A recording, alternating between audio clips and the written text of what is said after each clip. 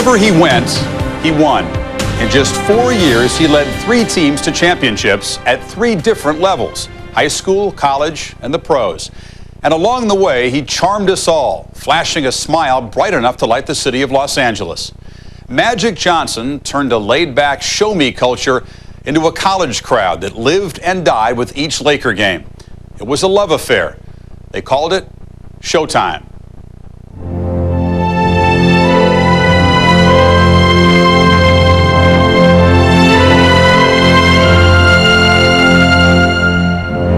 Magic played 12 full seasons in the NBA, leading the Lakers to 5 titles and 9 appearances in the finals. As a 6'9" guard, he revolutionized the position and resurrected the triple-double. Then, one day in 1991, he stepped to the line and announced it was all over. Because of the HIV virus that I have attained, I will have to retire from the Lakers today.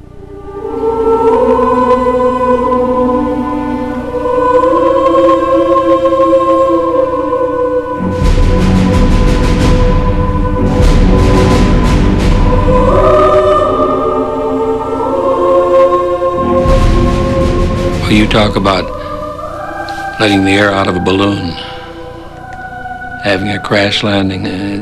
There's no words to define what that meant to this franchise, what that meant to those of us who were so close to him. We do not, want to eulogize him. We want to now give him, all the love and support and prayers, and all the other people that are afflicted by this insidious disease. AIDS was synonymous with death. And I think that's immediately what everybody feared, is that Magic was going to die. Everyone was afraid for him personally. I just didn't want to see this bubbly, enthusiastic guy suddenly not be that way anymore. And that was my greatest concern for him. It wasn't the basketball part of it. At the time that Magic Johnson announced that he was HIV positive, the prevailing medical intelligence was that by this time, Magic Johnson would either be a pathetic, dying man, barely recognizable physically, or he'd already be dead. It was just like knowing someone that's got cancer. It's cancer that's run throughout their entire body. You know they're gonna die. It's just a matter of time. I asked the Lord to please let my son live. Don't take his life. As shockwaves from Magic's disclosure radiated well beyond the sports world, he was left with an even more painful task: the emotional disengagement from the Laker brotherhood and the game that had always sustained him. The hardest thing for Irvin that day was not speaking to the press and telling the world. It was going downstairs to the locker room and telling his fellow teammates that he's not going to be there anymore for them. He's not going to be on the court. That was the only time I saw Irvin Johnson break down. Magic called the night before and told me that he had something then very important he wanted to say to me and to meet him at the Forum, and that's when he told me. And all I could do was cry. This isn't how the movie's supposed to end. The good guys are always supposed to ride off in the sunset. The day that we found out, it just seemed like the end of the world. We cried and we thought that it was over. Even with this devastation, he just said, you know what, we're gonna fight this thing. And I was like, okay, let's do it. He tried to be as positive as he could, and he smiled, which is his usual response to everything. He said, I'm going to do it the way I've always done it, which is exactly the way he handled it today, directly, honestly, and in an extraordinarily upbeat fashion, which is just magic. My father taught me strength, and that's what I am. I'm too strong. I don't worry about it. I just keep going. It was this unshakable optimism that carried a new and penetrating message about AIDS to a nation in denial. To have a man like Magic Johnson come out and say, yeah, I'm HIV positive, and watch me continue with my life, lets a lot of people realize that this is not the end of life. If the end was unclear, Magic's story started with a little boy, a basketball, and a dream.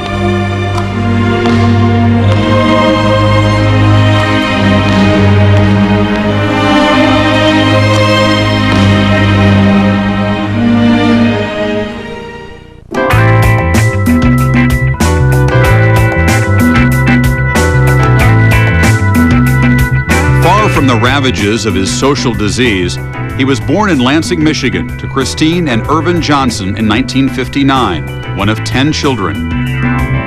When he was about 6, he used to roll up socks and go around the house and pretend it was a basketball. He would use the clothes basket and he would shoot these socks. Playing one-on-one with the socks, he would be Wilt Chamberlain, I would be Walt Frazier. So I just had to do what I had to do and take him to school. Yeah.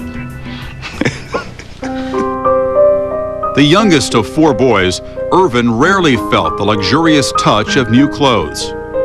My brother's pants went down to me and so on. As you look back, it kind of hurted because you couldn't dress the way the other kids dressed. But like I said, as a big family, you learn how to appreciate what you have.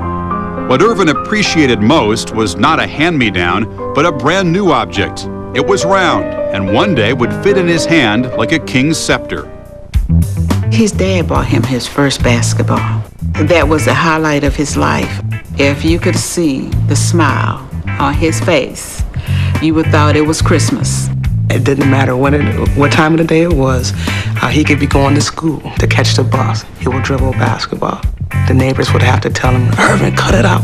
Early in the morning, you hear a ball dribbling, going down the street, and the neighbors used to get so mad at him. Dribbled it to the store, downtown, back, just around the block. That shows you interest right there. That, hey, this is what he's gonna do. He not only wanted to play the game, but he wanted to change the game. His legend grew from playing on the playgrounds, because everybody would see this kid and come out, man, he can play, and then they tell somebody else, and then it just got all over town, and they started looking for him and asking for him, let's play, let's play. In 1974, Irvin took his playground game to Everett High School. I could see the greatness of Irvin Johnson when he was about 14 years old coming into high school. Once we got in a game, he would always include everybody. He wanted to win. That meant if he had to score 50, he would, but if he had to score 20 and get everybody else involved, that's the greatness that I appreciated about Irvin. I just love playing, getting out there and, hoping our team wins. If I'm playing pickup ball, whenever, I just want to win. In his first season, Johnson pulled the Everett Vikings out of the doldrums of losing basketball as they became state championship contenders for the first time. In the process, he became the darling of the press. The guy came in and said, I gotta give you a nickname. I've never seen anything like this.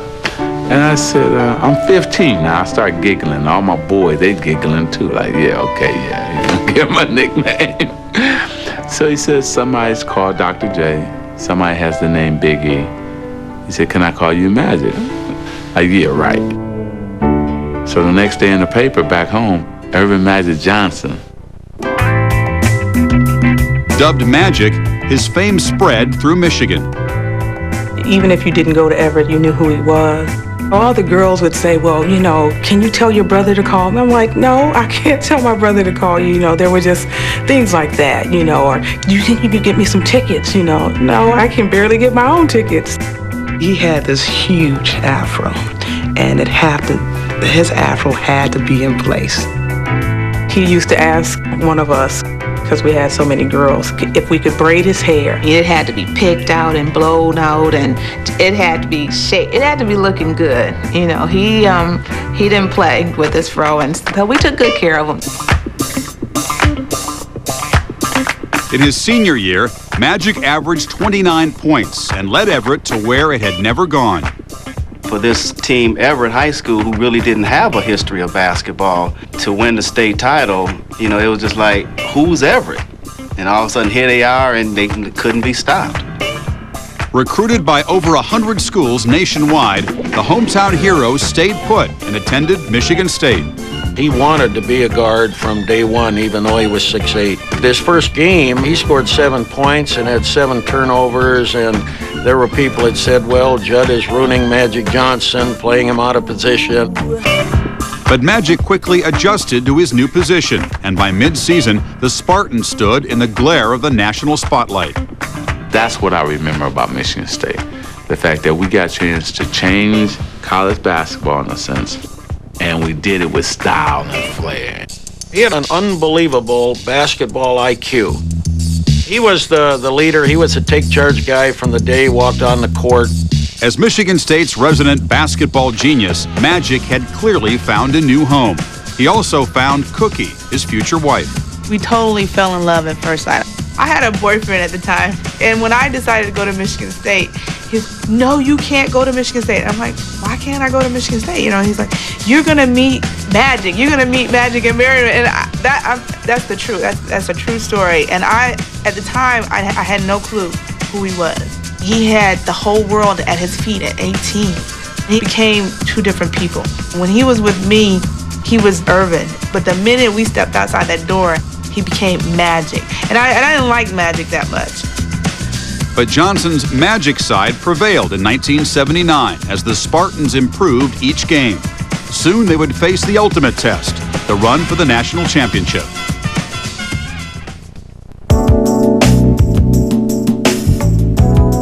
At the end of the 1970s, college basketball was still in recovery from several crippling point-shaving scandals dating back to the 50s. College basketball was not a national sport, and the networks didn't cover the Final Four or the final game the way they would later. There was not the hype, there was not the media attention, there was not the newspaper attention. Aided by forward Greg Kelser, Magic led the Spartans into the Final Four. If the nation took interest, the Michigan State student body was aquiver with joy. Michigan State hadn't had a winning team like that in a long time. And, you know, to make it to the Final Four, you know, it was great, and it was very exciting.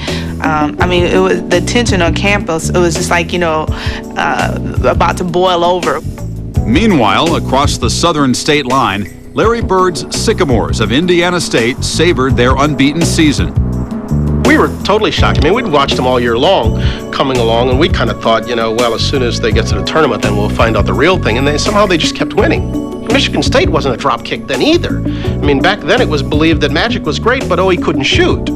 And so it wasn't a foregone conclusion that we'd see Magic and Larry in the final. And then the unlikely occurred. Magic and Bird would meet for the national title. Their differences were striking.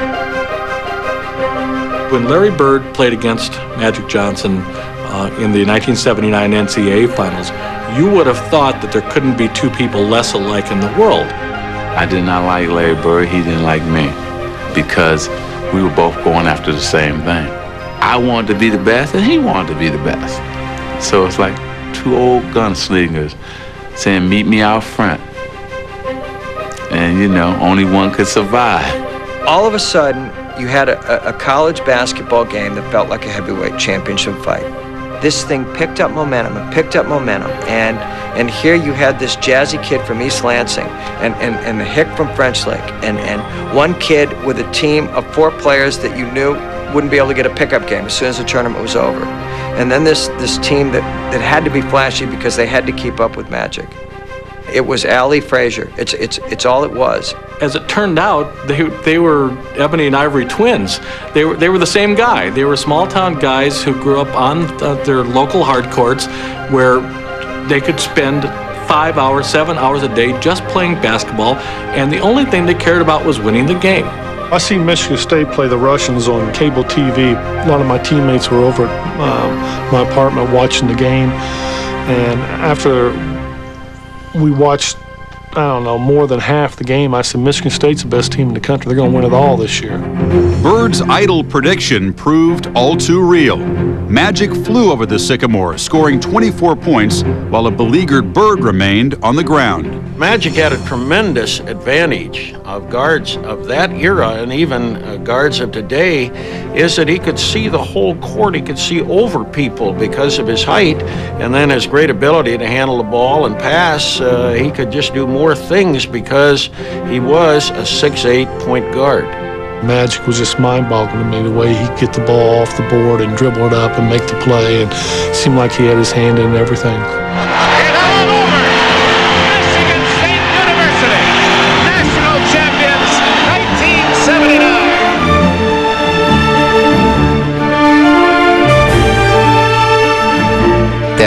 seminal game, it brought a lot of non-college fans to the game who then became college basketball fans. I got a chance to turn Michigan State around and make them a basketball power. We ended up winning the national championship. After the NCAA, somebody else would have just been happy with winning that and just gloated on that.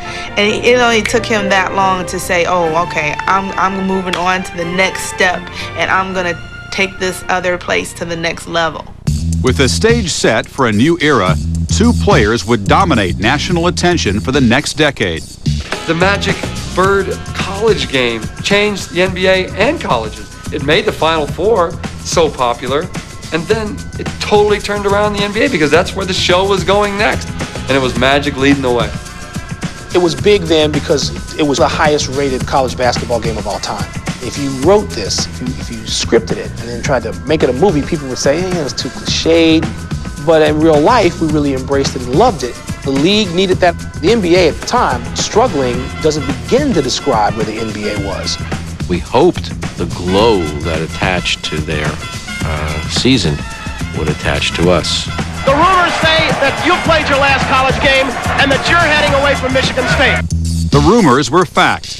Magic took his show to a land where dreams are only outnumbered by tragedy.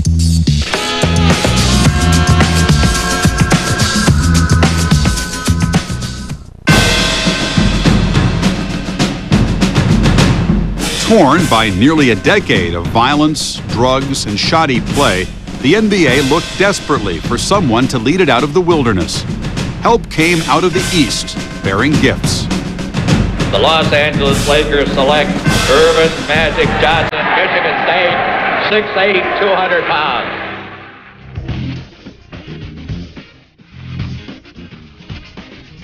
The Lakers needed a player that was a leader. They needed a rebounder. And they got him one player. He was a breath of fresh air for the team and for the league. On the eve of his very first game, I would not impose upon any rookie in all of professional sports to talk to you. But I want you to know that this man has a smile that lights up a television screen from here to Bangor, Maine. The Lakers are dead in the water. They're not going anywhere. It's just not happening. This kid shows up. We all remember that first game. Ford sends it to Kareem. Skyhook up and good. Lakers win. Score it. Kareem Abdul-Jabbar has given the Los Angeles Lakers a victory. Magic ran exuberant, threw both arms and both legs around Kareem and started hugging him. And Kareem had never said anything like that before. I'm choking him. Great shot. Oh, we won, you know. He was holding him and hugging him, and Kareem said, hey, we haven't even got started yet. We got a long season to go. He's confronted with this kid jumping up into his arms, celebrating this victory. And the look on his face said, we know what he said to him later. He said, young fella, don't ever do that again. Because we got 81 more games. I looked back up at him and I said, if you hit a shot like that 81 more times, you're going to be getting 81 more hugs. I think when he saw this kid out there, and he was a kid, with this enormous amount of energy, I think it rejuvenated his interest in the game. It was a wonderful combination because Abdul-Jabbar probably needed the burden relieved from him out there every night having to do it by himself. He came at the perfect time for my career because I had lost a lot of enthusiasm. His skill and expertise was what the team was lacking. We improved so much and it made it easy for me to smile. There was something magnetic about this guy. Not only his play, but that smile, the personality. He did everything right. You had to follow him. Magic took the once dispirited Lakers into the 1980 finals versus the 76ers. But when an injury knocked Kareem Abdul-Jabbar out of Game 5, it appeared the Lakers' 3-2 advantage was over.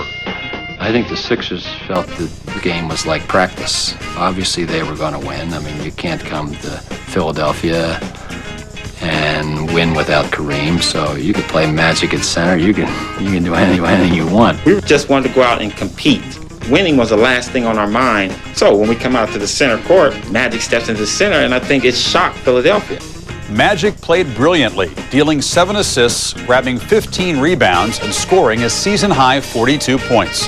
the Lakers won their first NBA title in 8 years. And the most valuable player is Magic Johnson. He starts at center, plays forward and guard, and leads the Los Angeles Lakers to a world championship 123-107. His performance that game might have been one of the greatest of all time. 42 points. He shot the hook shot, the jump shot. He drove to the basket. He blocked a couple shots. I mean, he did it all. I've never liked Magic Johnson at all, by the way. He's a guy that should have stayed in college and got in his college degree. At least stay for one more year till his junior year. We would have gotten another one. I love to win, and I guess that's the thing. I go in thinking we can win any game that I play, despite, Kareem wasn't in, and we want to say, hey, we did it for you, big fella, because you got us here, and we don't want to take nothing away from him. A lot of people really weren't sure whether or not you were going to be making it in this league and making it big. And you certainly made a believer out of me, for sure. I haven't seen you play that much. You were absolutely fantastic. I believe Kareem not playing was the worst thing that could have happened to the 76ers in that series. 20 years old and won a state championship in high school, an NCAA championship, and now a world championship. Very little left to conquer.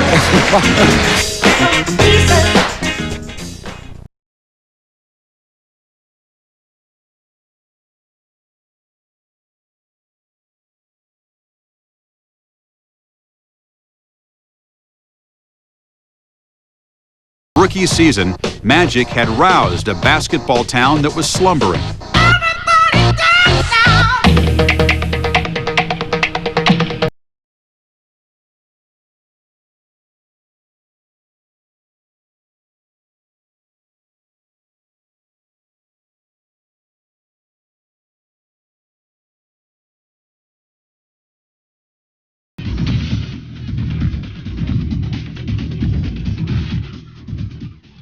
Life was in the fast lane all the time. Magic Johnson was the key that turned the engine, that ran that Porsche, that went up and down the Hollywood Hills.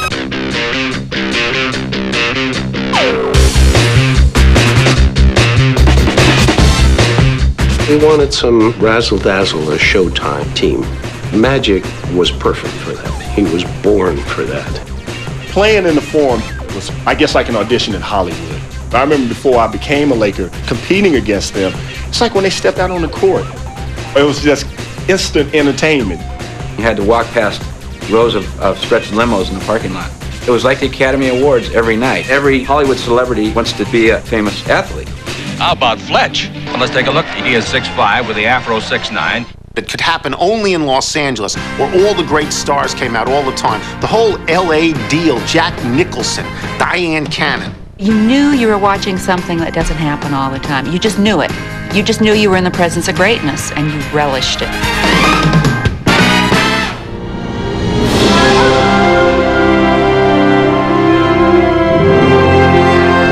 This guy's a freak of nature, man.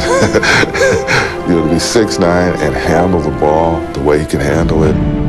Magic Johnson had tremendous basketball intelligence, like a great base runner knowing as he comes around first base why this can be a triple and not a double. He just sees the whole series of possibilities in front of him. I can remember getting hit in the head on purpose in practice just to show me that I can get the ball to you if you want it. Open up that eye on the side of your head. He brought the playground back into basketball, high-fiving, jumping up and down, enjoying everything, wanting to get the people involved in the game. It's just refreshing to have anybody that comes along with that type of enthusiasm, that love for the game. And you can't help but get caught up in that. He had to have fun. It's got to be fun to him. It couldn't just all be work and drudgery and being serious. I mean, he was the most serious, fun person I have ever been around in my life. Irvin, being the point guard, knew that he had to conduct that team. When they were down, he had to psych them up. When they were too high, he had to bring them down. He was really a coach on the court. Magic Johnson was different, and it was evident and clear when he had the ball that things were going on that people hadn't seen. He could do anything on a basketball court. He could be a power forward. He could be the world's tallest point guard. He could be the world's shortest 7-foot center. If you go to the worst seat in the arena, there's only a few that reach that high. Yeah, Magic Johnson reaches all the way to that top row.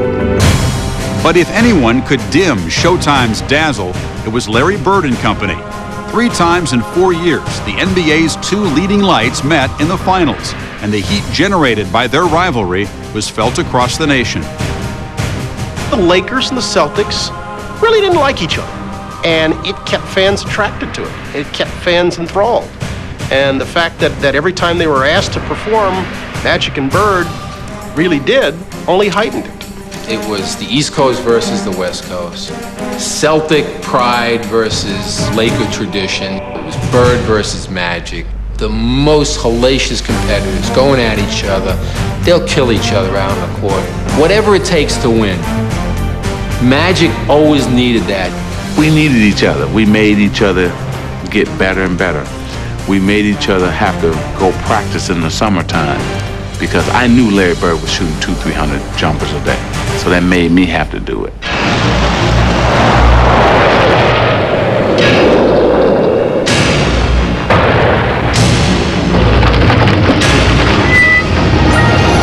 I heard Converse made a pair of Bird shoes for last year's MVP. Yep. Well, they made a pair of Magic shoes for this year's MVP. Okay, Magic, show me what you got. It was great. I mean, everywhere you went, it was either, Celtics lovers, Celtics haters, Laker lovers, Laker haters. And it was very unique, especially being on one coast and the other. And, I know a lot of players don't want to admit this, but we used to look in the papers to see what the Lakers were doing. In 1984, the Celtics claimed first championship blood from the Lakers in the war between Magic and Bird.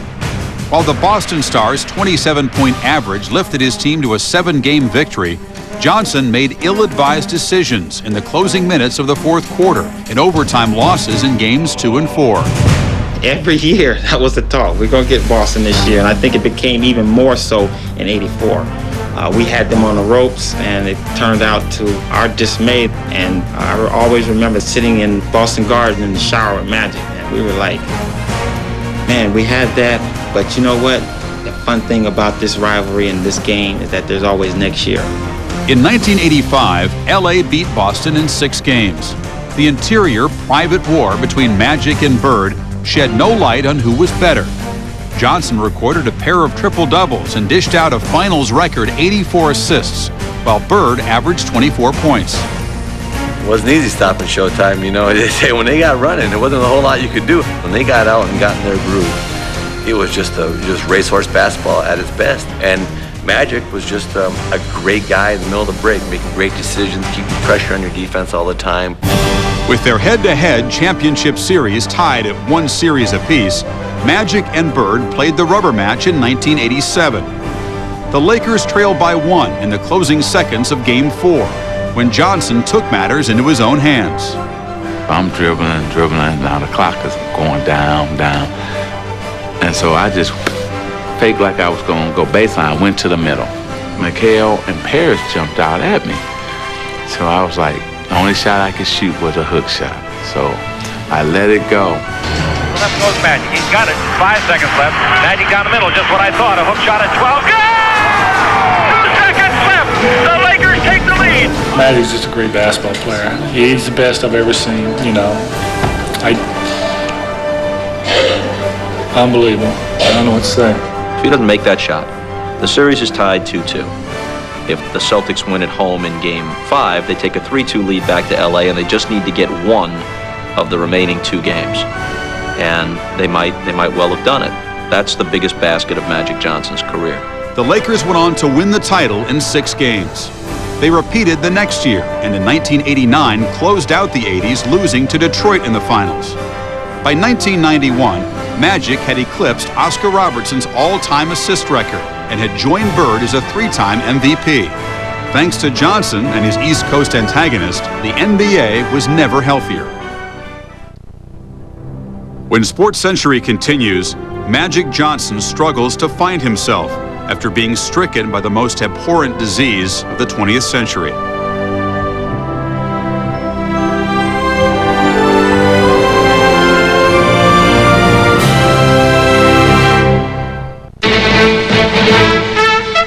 From ABC NBC. This is World News Tonight with Peter Jennings. Good evening. We begin tonight with the fate of a single individual. The basketball star Magic Johnson confirmed a short while ago that he has the AIDS virus and he will retire from the Los Angeles Lakers. It was almost like hearing he'd been in a car crash and had been killed in a car crash.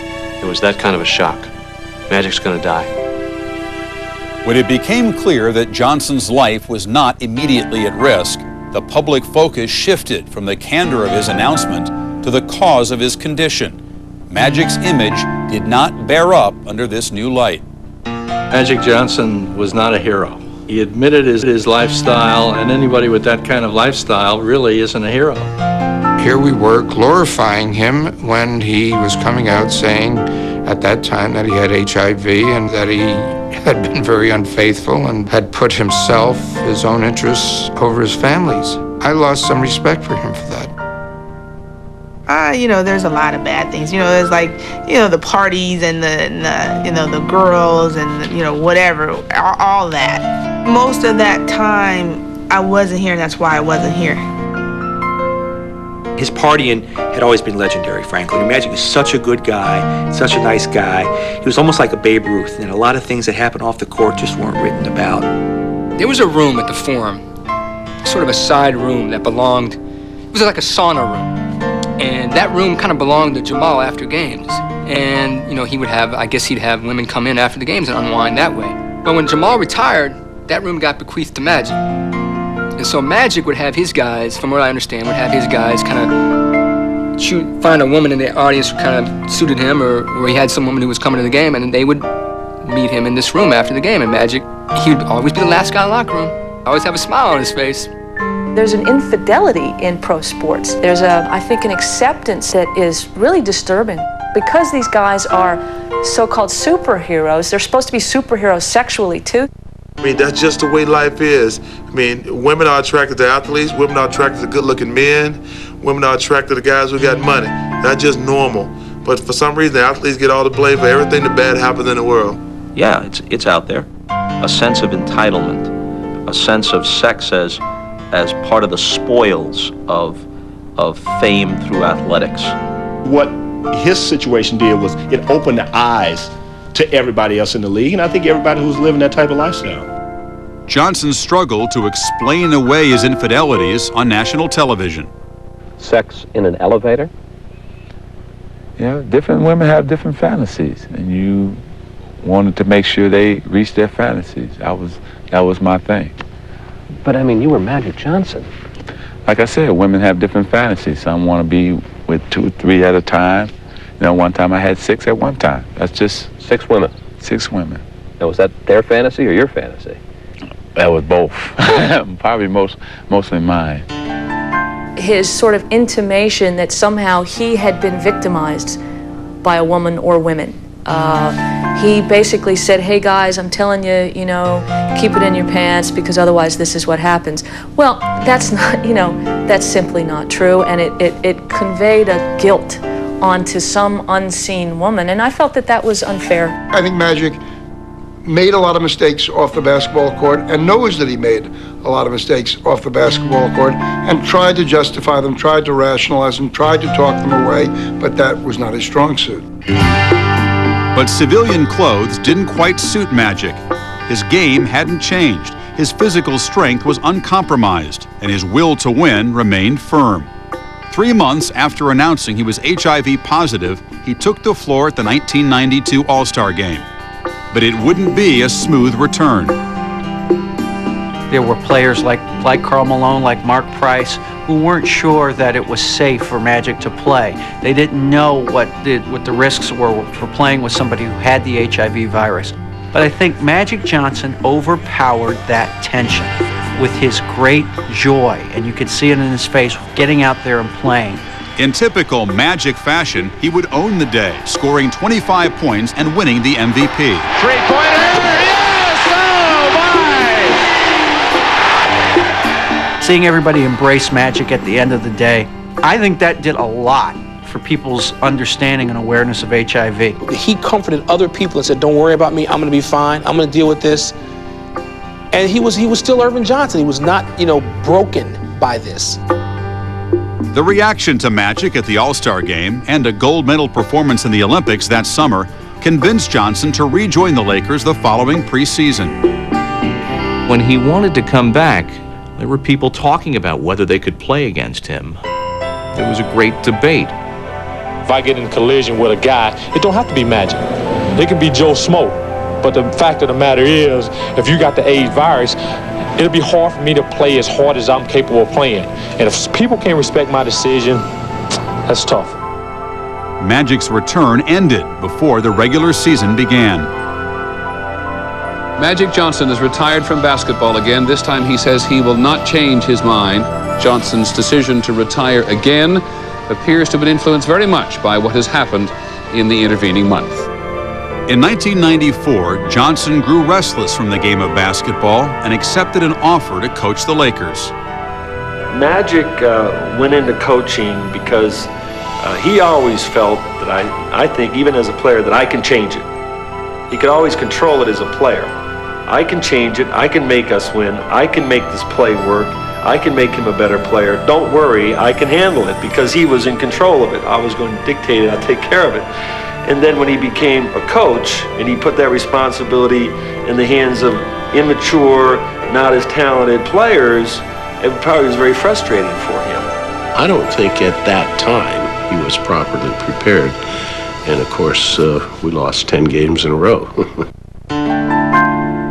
With a record of 5-11, Magic stepped down after just 16 games. But the thought that he might be done with basketball was unacceptable to him, prompting a comeback as a player in 1996.